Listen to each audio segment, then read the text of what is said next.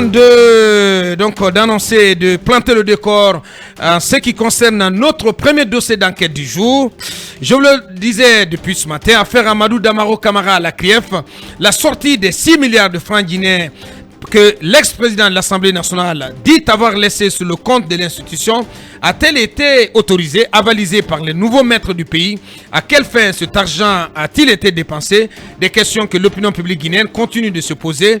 Il faut le rappeler, alpagué et trimballé devant la CRIEF pour un présumé détournement de 15 milliards de francs guinéens des caisses de l'Assemblée nationale. La récente comparution de Amadou Damaro Camara devant cette juridiction spéciale, après moult renvois, a provoqué toutefois un véritable coup de théâtre. L'homme qui apparemment commence à reprendre du poil de la bête sur le plan physique n'avait rien d'impénitent, écrit Mamadou Jean Baldé, et ces révélations ont plutôt permis d'éclairer de nouveau la religion de la Cour sur l'usage de ces fameux 15 milliards de francs guinéens incriminés. Et depuis, les regards se sont rivés vers le secrétaire général d'alors du Parlement, à l'occurrence Dr Mohamed Berete, chargé d'expédier les affaires courantes à l'époque, avant l'installation du Dr Dansa Kourouma à la tête de l'actuel CNT.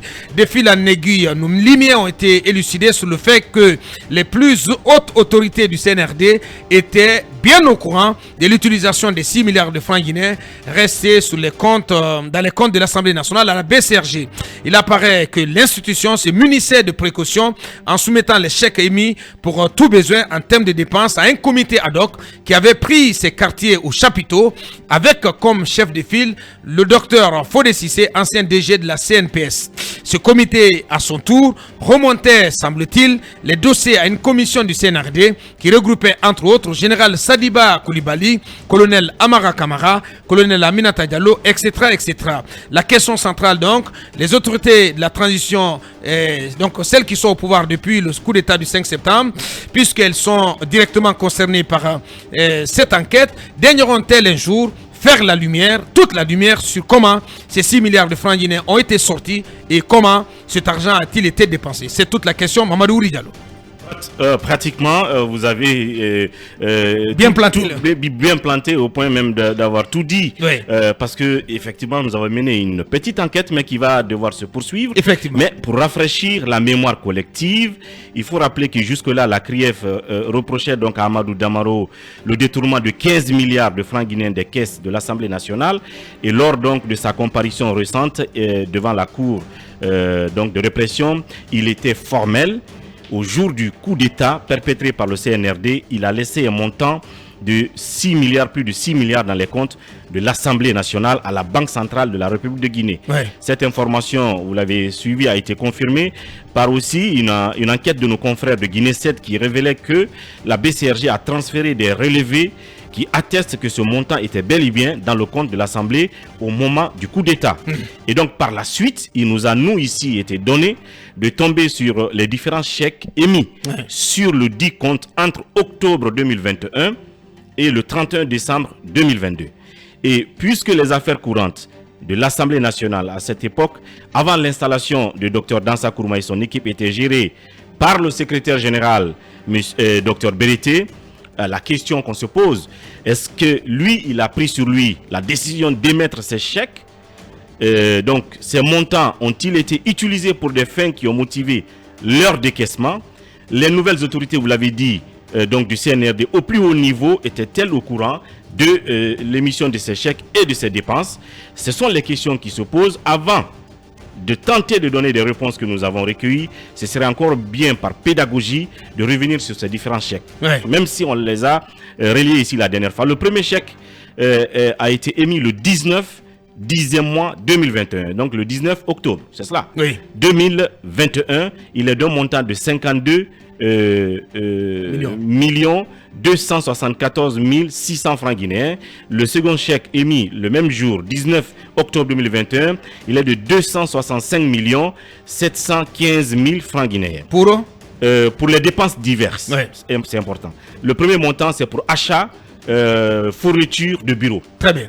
Troisième chèque émis aussi le même jour, 19 octobre 2021, pour un montant de 981 420 000 pour des primes diverses d'octobre 2021 des députés.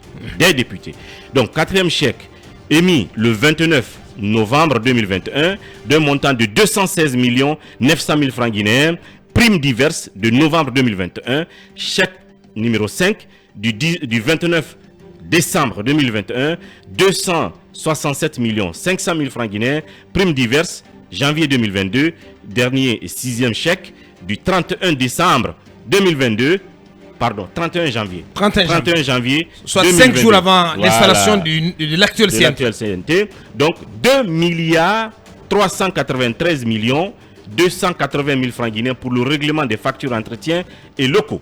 Maintenant, à en croire un confrère, donc Bella Kamano, qui était du personnel de l'Assemblée à l'époque, ils n'ont reçu aucun montant destiné aux primes du personnel dans ces chèques pour la période indiquée. Il dit aussi qu'il serait témoin que les anciens députés courent jusqu'à présent derrière leurs primes qu'on dit leur avoir pourtant payées. Donc jusque-là, qui court derrière Dr Dansa Kourouma, donc du CNT. À la question de savoir si les plus hautes autorités du CNRD étaient au courant de ces dépenses à l'époque, nos sources sont formelles là-dessus. Une fois que l'institution émettait le besoin en termes de dépenses, cela a été envoyé à une équipe qui était installée donc au chapiteau à la tête de laquelle se trouvait Dr Fodé Cissé, vous l'avez dit tout à l'heure, ancien DG de la Caisse nationale de prévoyance sociale. Vous savez, à l'époque, on appelait le chapiteau était assez, si vous voulez, célèbre. On disait qu'il y a une équipe, assez couru, l'équipe du chapiteau. Donc les dossiers y étaient envoyés et cette commission donc regardait les dossiers et après elle donc remontait aussi à une autre commission cette fois-ci ou à un niveau supérieur. Ça, c'est une commission constitué des membres du CNRD. À la tête aussi de laquelle commission trônait le général Sadiba Koulibaly, qui n'est plus au poste aujourd'hui, colonel Amara, Aminata Diallo, vous les avez cités, etc. Donc ils aussi regardaient les dépenses et consultaient des membres du pool financier. Ça peut être le gouverneur de la Banque centrale, ça peut être le secrétaire général du ministère des Finances, pour voir la conformité. On va dire la conformité, la pertinence de la dépense et tout le reste. Et puis après, c'est donc le CNRD en dernier ressort regarde ces montants et donc valide, on va dire comme cela, avalise les dépenses, puis elles sont exécutées. Donc si elles ne font pas l'objet d'avis favorables dans tout le circuit, la dépense forcément elle n'est pas exécutée. Donc si les chèques ont été émis et extraits des comptes, ça veut dire qu'il y a eu avis favorable et que forcément cette commission du CNRD au plus haut niveau a vu les dépenses et donc ne doit pas être surprise aujourd'hui. La dernière question qu'on se pose, entre-temps, je n'ai pas pu avoir ni Dr Cissé, ni Saliba pour qu'ils nous disent oui ou non.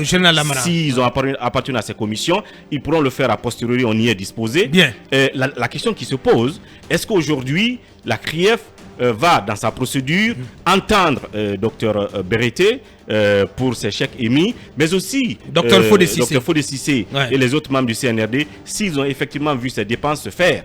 Entre-temps, vous avez un message qui vous dit qu'il y a des mouvements suspects en retour vers le même compte. Effectivement. Et ça aussi, on va bien le vérifier. Réabonder. Voilà, c'est l'expression.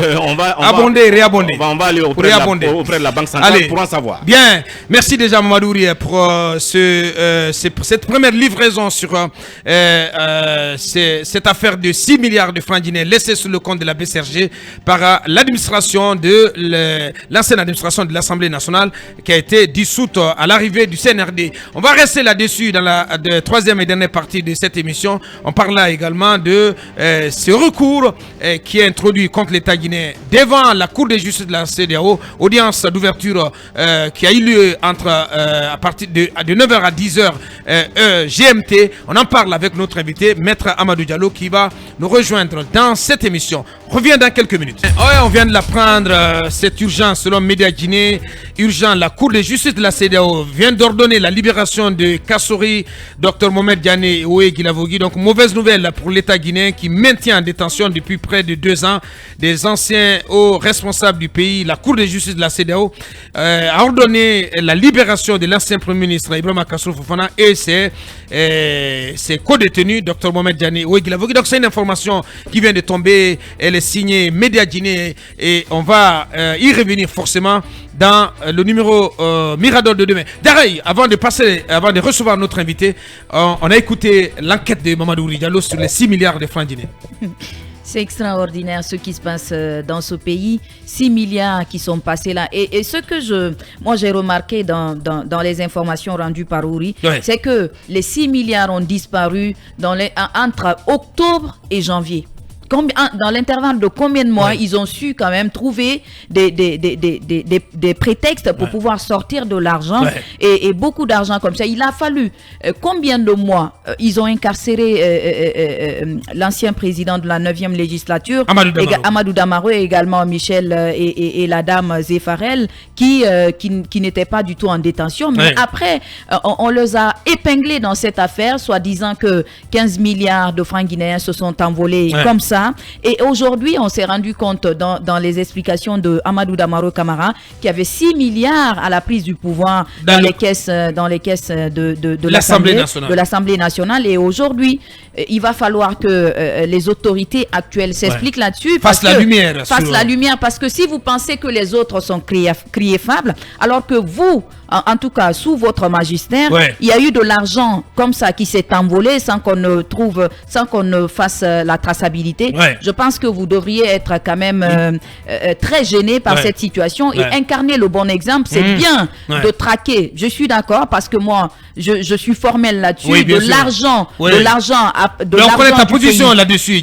Oui, bien sûr. Mais tu es intraitable là-dessus. Exactement. Parce que pour moi, personne n'est maudit. Les Guinéens méritent justement de savoir comment les fonds publics sont gérés et les Guinéens méritent d'en profiter. Mais c'est pas un cercle qui doit se remplir la poche au détriment de la population. Aujourd'hui, on mérite de savoir exactement comment ces fonds-là ont été utilisés, même s'il y a des prétextes que moi je rejette en bloc.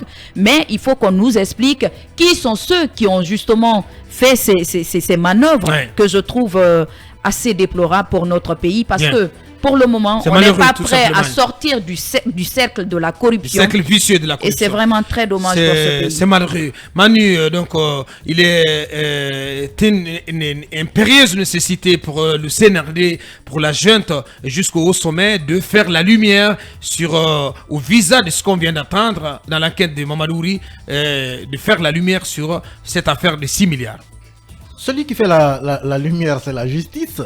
Et je pense qu'elle est suffisamment servie depuis que Amadou Damaro Camara est passé à la barre jusqu'après le rapport de la Banque centrale qui a expliqué comment les 6 milliards ont disparu des comptes de ses comptes au compte de l'Assemblée nationale. Je pense que la dernière fois, je l'ai dit, à partir du moment où la Banque centrale a disponibilisé ces informations, le procureur spécial devrait rappeler son appel pour dire je me suis trompé, je ne devais pas faire appel. Parce que déjà, le dossier doit et déjà réqualifier même le fond de l'affaire. Le fond de l'affaire, c'est que Damaro et compagnie ne devraient plus être poursuivis pour 15 milliards, mais plutôt pour 9 milliards. Pour 9 milliards. Et c'est pourquoi dès lors que la Banque centrale a confirmé l'existence à la date du 3 septembre, donc 48 heures avant le coup d'État, l'existence de plus de 6 milliards sur le compte de l'Assemblée nationale de la BCRG. Ce qui me choque personnellement, c'est que le coup d'État a lieu en 2021, l'Assemblée nationale est dissoute, Damaro Camara, je pense le 6 septembre déjà on récupère son passeport, il ne peut plus quitter le pays, et puis après je pense avril 2022, il est placé sous mandat de dépôt. Donc avril 2022, nous sommes en octobre 2023. Qu'est-ce que le parquet spécial a fait en termes d'enquête? Parce que si non, pas le parquet, plutôt. Et d'abord, la gendarmerie avec la direction centrale des investigations judiciaires. Il y a aussi l'agent judiciaire de l'État. Oui, avocat. Oui, bien sûr. Ils travaillent tous pour le parquet spécial. Je suis d'accord. C'est la direction finalement, centrale des investigations judiciaires. Je comprends mieux, voilà. Manu. C'est le parquet spécial qui leur dit j'ai besoin d'informations. Ce sont des instruments, voilà, qui travaillent pour le parquet. Bien entendu. Et qu'est-ce qui a été fait depuis on a 2 minutes avant de recevoir notre invité jusqu'en 2023 en termes d'enquête? Qu'est-ce qu'on a fait pour conduire Damaro devant un procès? Parce que si on en est là, je suppose qu'on a fini de réunir les informations. Ou qu'est-ce qu'on a fait pour quand même en rester là sur les 15 milliards alors que tout ce temps aurait été mis à profit pour savoir déjà à la base que ce n'est pas 15 milliards, mais c'est plutôt si on 9 avait milliards. fait des enquêtes, Ouais. si on avait fait des enquêtes, Un minimum d'enquête. un minimum d'enquête, Ouais. on aurait pu comprendre que Damaro devait être poursuivi pour 9 milliards, Ouais. pas 15 milliards. Bien. Mais si il est poursuivi pour 9 milliards après qu'il Après toutes ces passe à années. la barre, on vient se rendre compte, Oui. 2 ans après Ouais. le déclenchement de la procédure, qu'en réalité ce n'est pas ce montant, il faut déjà commencer par le libérer, ensuite requalifier les faits, reconstituer le dossier Ouais. et peut-être relancer Merci. la procédure. Oui, Manouri, qu'est-ce que tu veux Non, ce que je préciser veux dire, avant l'icône? Emmanuel parlait justement de quelle enquête a-t-on mené depuis la gendarmerie. J'ai appris quelque chose d'assez incompréhensible, incroyable, ubuesque. C'est que, en fait, il y a des enquêtes qui ont été menées au niveau de la gendarmerie et on nous apprend que des éléments dans les dossiers d'enquête que la gendarmerie transfère à la CRIEF ont été soutirés. Eh ben, Voyez-vous? Donc si par exemple dans le dossier d'Amaro, il y avait les relevés de comptes bancaires, comme quoi il y avait 6 milliards, est-ce que quelqu'un aurait soutiré, soustrait, pourvu qu'on le confronte, qu'on le coule au pilori, qu'on le coule au pilori, ouais, ou qu'on le maintienne en prison? Dommage. Ça aurait été le même cas de soustraction d'éléments donc dans d'autres dossiers, d'autres anciens dignitaires du régime. Nous reviendrons là-dessus, bien dit. Oui, l'icône pour clore. J'ai échangé avec quelqu'un du parquet pour savoir pourquoi la démarche a été légère. L'intéressé m'a dit clairement qu'on est en train d'accuser le parquet, que la procédure est la suivante. C'est l'agent judiciaire de l'État qui poursuit, qui devrait avoir suffisamment de preuves pour envoyer des gens devant le parquet. Et la direction d'investigation avait aussi un rôle à jouer. Et que le travail du parquet commence à partir du procès. C'est les informations que j'ai. Bien. Mais quand vous venez à la direction devant les OPJ, on vous demande combien vous avez dans votre compte. Ça veut dire qu'il n'y a pas eu de travail sérieux. Sincèrement. Mais j'apprends que désormais, les gens sont en train de cotiser pour rembourser l'argent pris. Les 6 milliards. Les 6 milliards sont en train de cotiser. Donc pour restaurer le compte de l'ancienne Assemblée nationale. Mais ce qui est grave, Abakar, en dépit du Dr Mohamed Birité, la commission du CNRD qui devrait valider ce chèque devrait être poursuivi aujourd'hui ou s'expliquer. Doit être entendu. Parce que nous savons, ceux-là qui étaient là-bas, ils doivent être écoutés.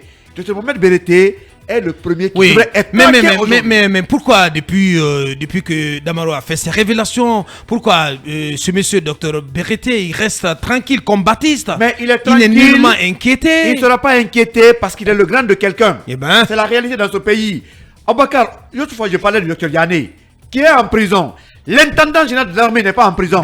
Dr Mohamed Berete n'est pas en prison parce que c'est le parrain de quelqu'un ou c'est le grand de quelqu'un. Bien. Voilà. Oui, Kabina, une minute. On est déjà à la bourre, on doit recevoir notre invité. Quand on lit le libellé des chèques, les libellés d'émission de ces chèques, on se rend compte que ces chèques ont été libellés sur des dépenses supposées être celles de l'Assemblée. L'Assemblée nationale.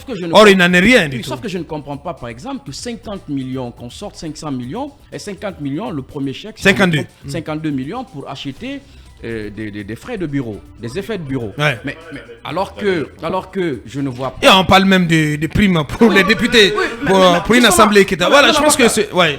Damaro venait de rénover cette assemblée était dans toutes les... Quelle était l'opportunité? C'est comme si quand le... Non mais c'était juste pour justifier ces sorties d'argent. Ouais. Est-ce que l'on n'a pas fait ici ce qu'on a reproché récemment à des entités? C'est-à-dire que on regarde... Après le 5, on a regardé quels sont les comptes des entités où il y avait un peu de sous. On dit bon, il y a des dépenses en cours, il faut sortir. Donc voilà, M. Berete a sûrement fait émettre des chèques comme ça, sans qu'on ne sache effectivement pour quoi ces chèques ont été émis. C'est exactement ce qui ressort là. Merci. Les gens n'ont pas touché de l'argent. Merci, cabinet. C'est allé ailleurs qu'on nous dise où ces sous sont partis. Bien, l'opinion publique guinéenne qui braque ses regards sur le CNRD et sur la justice guinéenne, sur cette affaire de 6 milliards sur laquelle donc l'opinion attend une clarification et éventuellement des poursuites contre ceux et celles qui ont été mêlés à la sortie et à l'utilisation de cet argent, puisqu'il s'agit de l'argent public.